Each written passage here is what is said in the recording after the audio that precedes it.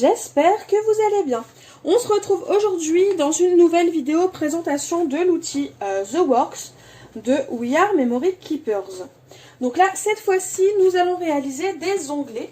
Donc dans une vidéo prochaine ou pas, je ne sais pas, je vais réaliser un petit carnet pour mon potager, pour mon jardin.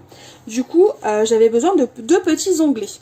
Je vais donc vous présenter comment je fais mes onglets avec cet outil, en sachant que je vais vous avouer quelque chose.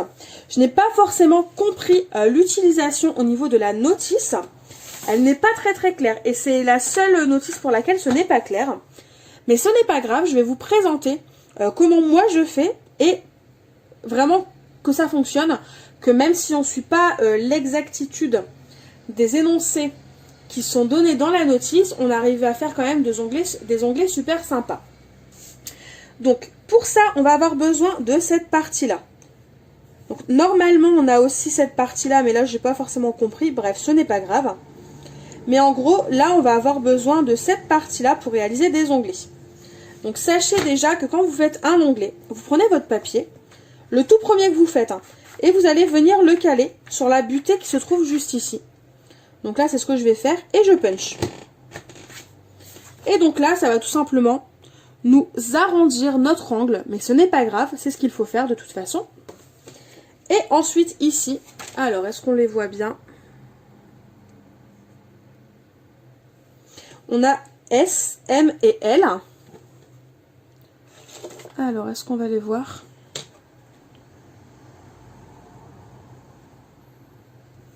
Ouais, on les voit mais c'est très léger, c'est assez compliqué. Oui, voilà. Donc là, on a S, M et L. Donc ce qu'on vient faire après avec notre onglet, c'est que notre papier, on va venir le glisser dans ce sens-là, de façon à ce que l'angle qui est arrondi soit en haut à droite. Et on va venir avancer jusqu'à la taille d'onglet qu'on souhaite. Donc là, par exemple, je souhaite une taille L. Donc je viens le caler sur la marque L, qui est tout simplement sur mon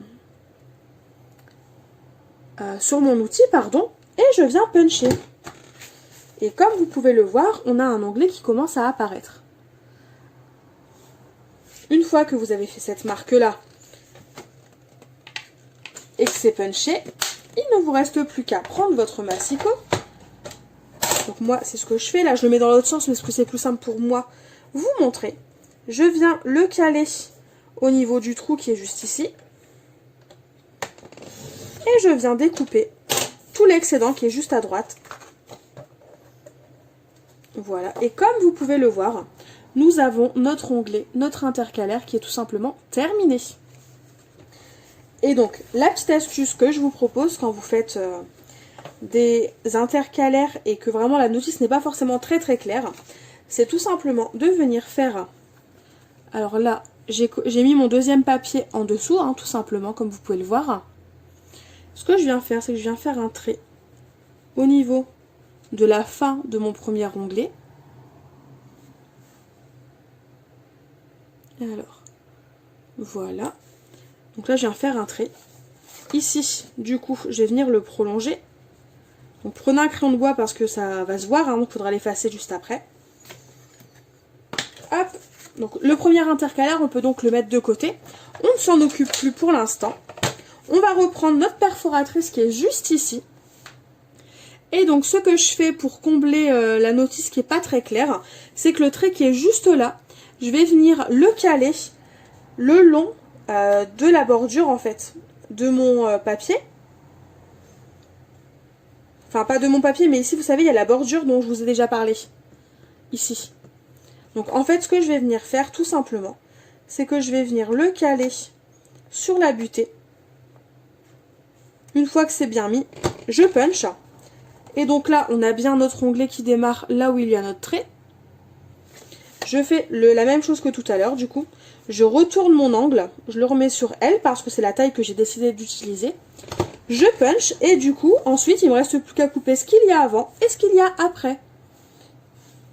Et notre intercalaire sera tout simplement terminé. Donc je fais comme tout à l'heure, je cale mon papier.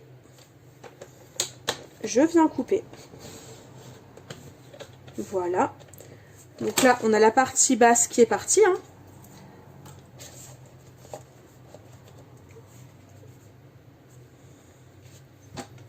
Et là, on va s'occuper de la partie haute. Voilà.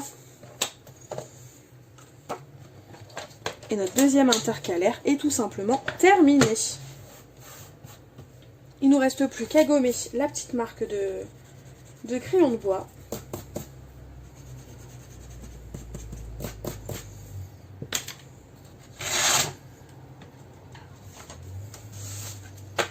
Et comme vous pouvez le voir, notre intercalaire est vraiment bien fait.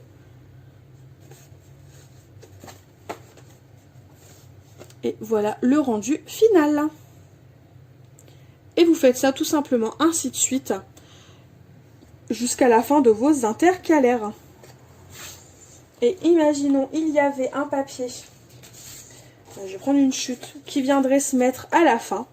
Et bien tout simplement, je fais la même chose. C'est-à-dire qu'avec un crayon de bois, je fais la marque. Non, même pas besoin. Imaginons, on va faire le troisième intercalaire pour la fin. Au moins, vous saurez comment on fait. Je dis une bêtise, bah oui, c'est la fin, donc ça n'a rien à voir.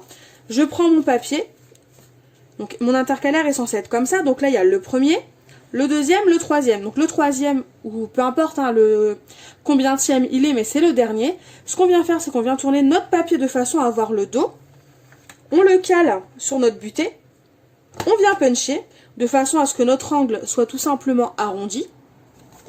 Et on vient se remettre sur la limite de la marque, donc pour l'onglet L, parce que moi c'est la taille que j'ai choisie, mais vous pouvez utiliser une autre marque, peu importe.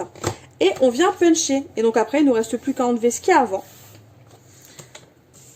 Hop, donc là je viens caler, voilà, mon papier, et je viens couper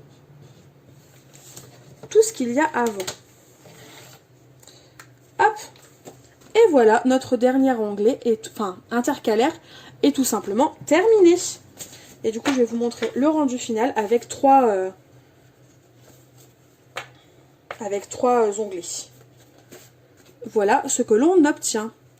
Donc là, on a bien nos fameux 3 intercalaires qui nous permettent de bien diviser et séparer les différentes parties de notre carnet, de notre album, voilà, peu importe, mais vous avez bien les 3 parties qui se distinguent. Et le rendu final est plutôt sympa.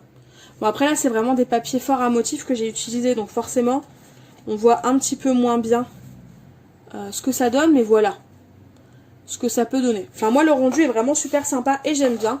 Et de toute façon, il me fallait quelque chose pour faire des intercalaires, des onglets. J'en cherchais un depuis un petit moment et je voulais pas acheter une punch qui ne fait que ça. Donc vraiment, pour l'instant, on n'a pas encore terminé toutes les possibilités qui sont possibles avec cet outil. Mais vous pouvez voir déjà que dans un premier temps, on peut faire pas mal de choses. Du coup, la vidéo est terminée. Il n'y avait rien de compliqué. Mais au moins, je voulais détailler en détail, en temps... Enfin, sans accélérer ni rien, parce que je trouve que c'est vraiment plus simple pour tout simplement mieux comprendre les choses et mieux les regarder, etc., etc. Du coup, en attendant une nouvelle vidéo, moi je vous fais tout simplement de gros bisous et je vous dis à très vite